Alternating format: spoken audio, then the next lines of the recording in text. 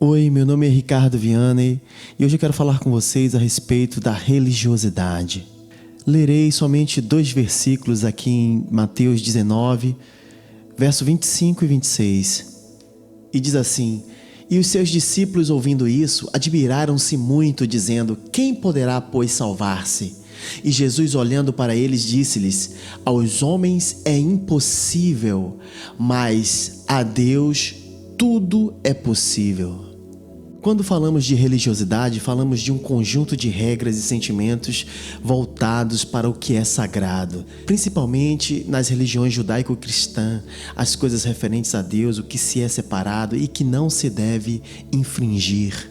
Quando os pregadores falam que Jesus não veio pregar religião, é porque realmente o Senhor não veio ensinar rituais ou regras para ser um servo de Deus. Ele resumiu todos os mandamentos em 2 apenas: amar a Deus sobre todas as coisas e ao próximo como a si mesmo. Ele também ensinou que o homem deve lutar contra o pecado. E essa orientação sobre o pecado não é nem de longe uma regra religiosa. Ele exortava a deixar o pecado porque é raiz de todos os males. Pecar contra Deus dentro do sistema que ele criou é destruir a si mesmo. Porque o salário do pecado é a morte, mas o dom gratuito de Deus é a vida eterna por Cristo Jesus, nosso Senhor. Isso está em Romanos 6, 23. Em Gálatas 6, 7 diz também: Não erreis, Deus não se deixa escarnecer, porque tudo o que o homem semear, isso também ceifará. A lei da colheita no universo criado por Deus é algo que possui engrenagens automáticas. Isso acontece em todas as áreas da vida. O Senhor nos disse em sua palavra que todos são pecadores, mas nos desafia a lutarmos contra a nossa natureza pecaminosa, além de prometer nos ajudar a vencê-la. Quando os cristãos pregam o evangelho aos ímpios, mesmo dizendo não estarem pregando religião, é nítido para quem não é cristão a diferença de comportamento, das vestes, da forma de falar. Mas não esqueçamos que ser cristão, ser separado, ser uma nova criatura é se reafirmar como servo do Senhor e a partir daí lutar para rejeitar tudo o que desagrada a Ele. Na verdade, quando nos convertemos, não deveríamos nos afastar do mundo, dos ímpios. Muito pelo contrário, ganhamos uma nova família na igreja, mas também precisamos estar próximos dos enfermos para os apresentar uma nova vida em Cristo. Essa separação dos ímpios acontecia no Antigo Testamento com Israel em um outro plano exigido por Deus, por causa da dureza do coração do seu povo. Se Jesus disse que todos somos pecadores, não deveríamos nos colocar perante os não cristãos como superiores a eles. Só porque sabemos que eles estão fora da igreja e porque eles não conhecem os pecados dos que estão dentro. Pois, baseado na palavra de Jesus que lemos inicialmente, é impossível o homem se salvar. Quando o Senhor afirma isso, Ele acaba nos colocando no mesmo nível dos não cristãos. A afirmação é: todos precisamos do auxílio de Deus para sermos salvos, tanto ímpios como crentes. Isso é confirmado no livro de Ezequiel, quando ele diz que não levaria em conta o tempo de serviço do crente caso ele morresse no seu pecado. Disse-lhes: Vivo eu, diz o Senhor Jeová, que não tenho prazer na morte do ímpio, mas que o ímpio se converta do seu caminho e viva. Convertei-vos dos vossos maus caminhos, pois por que razão morrereis, ó casa de Israel?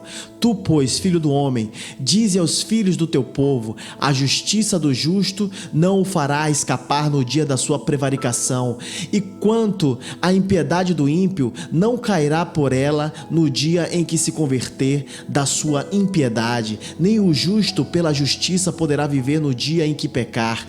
Quando eu disser ao justo que certamente viverá, e ele, confiando na sua justiça, praticar iniquidade, não virão em memória todas as suas justiças, mas na sua iniquidade que pratica, ele morrerá. Quando eu também disser ao ímpio: certamente morrerás, se ele se converter do seu pecado e fizer juízo e justiça, restituindo esse ímpio o penhor, pagando o furtado, andando nos estatutos da vida e não praticando iniquidade, certamente viverá, não morrerá. De todos os seus pecados com que pecou, não se fará memória contra ele. Juízo e justiça fez, certamente viverá. Ezequiel 33, do 11 ao 16. Afirmamos não pregarmos religião, mas não conseguimos nos desprender de comportamentos religiosos. Essa semana vi no YouTube um pastor muito conhecido na internet dando entrevista ao Rodrigo Gentili. Já é antiga essa entrevista.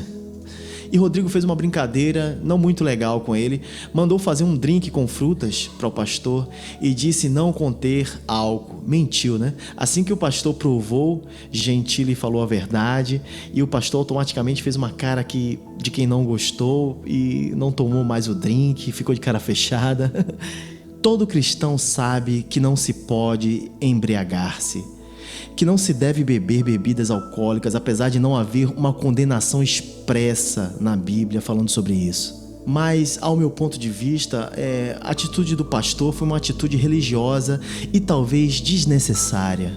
Mesmo não sendo um usuário de bebidas alcoólicas, ele poderia ter bebido somente aquele gole, para não fazer desfeita a Gentili e mostrar que não é nem um pouco religioso. Salvo as pessoas que têm intolerância ao álcool, é claro.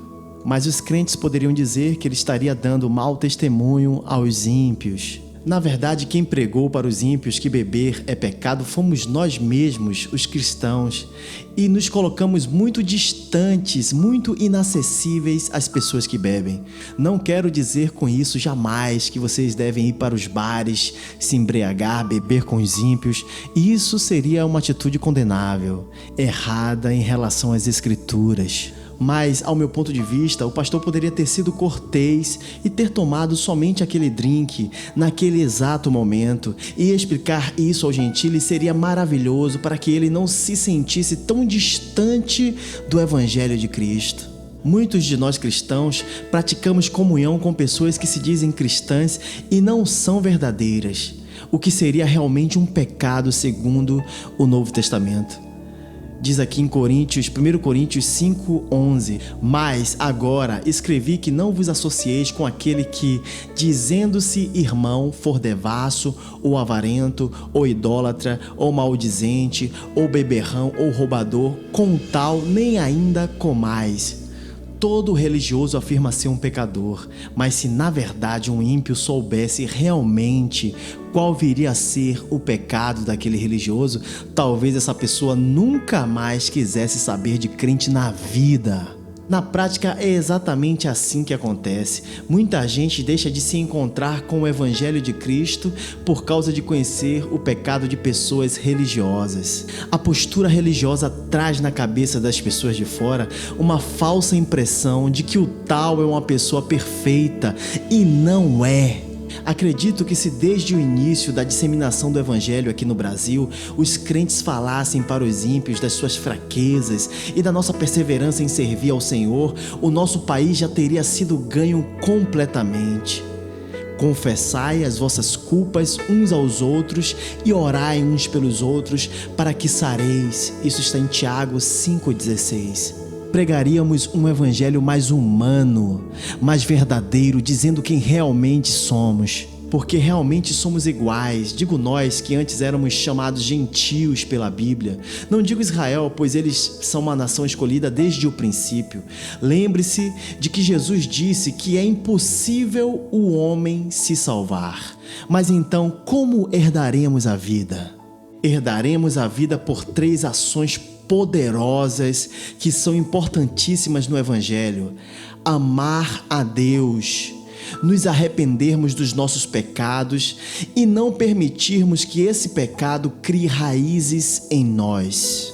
O ímpio não se arrepende perante Deus pelos seus erros, pelos erros que pratica. Nós choramos, gritamos, sofremos pelos nossos erros, pedimos constantemente ajuda a Deus para nos libertarmos de cada falha que cometemos. É uma busca incessante pela perfeição.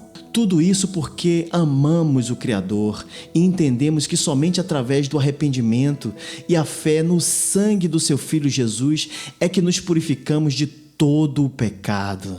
Através dessa luta constante conseguiremos melhorar em muitas coisas, mas a sensação que nunca abandona o escolhido de Deus é aquela que sempre pede para que a gente melhore um pouco mais. O servo de Deus se conhece o seu pecado melhor que o ímpio e luta contra ele com jejum, oração e lágrimas perante o Senhor. Então, da próxima vez que você for falar de Deus para uma pessoa que não o serve, diga o quanto você é ou era falho, mas está lutando para melhorar, pedindo ajuda ao Senhor todos os dias. Conte também dos pecados que você já conseguiu deixar de cometer e que o Senhor Jesus te libertará através do arrependimento e do pedido de ajuda que você faz constantemente em suas orações. Se confessarmos os nossos pecados, Ele é fiel e justo para nos perdoar os pecados e nos purificar de toda injustiça. Isso está em 1 João 1:9. Com certeza o ímpio irá se identificar com o seu testemunho, será impactado e encorajado a lutar contra os seus pecados também. Muitos hipócritas se consideram fiéis a Deus e dignos da salvação porque conseguem, por algum período, se manterem íntegros a um ou alguns dos mandamentos do Senhor, mas nunca em todos, esquecendo que quem quebra um mandamento é culpado de todos. Ser fiel a um mandamento, voto ou cânon não significa que alguém seja digno da salvação, pois o coração nunca deixará de lhe trair. Devemos estar constantemente em arrependimento, oração e jejum, crendo que o Senhor Jesus já nos salvou por meio do seu sacrifício na cruz. Não há nada que possamos fazer, para nós é impossível sermos salvos, mas Jesus falou que para Deus todas as coisas lhe são possíveis. Isso afirma que o Senhor estará fortalecendo, nos ajudando ao necessitado, ao arrependido, aquele que se humilha perante Ele pedindo ajuda. O Senhor está em nós através do seu Espírito e está conosco em nossa caminhada. Continuemos com um constante e inquebrável relacionamento com o nosso Criador. Deus abençoe.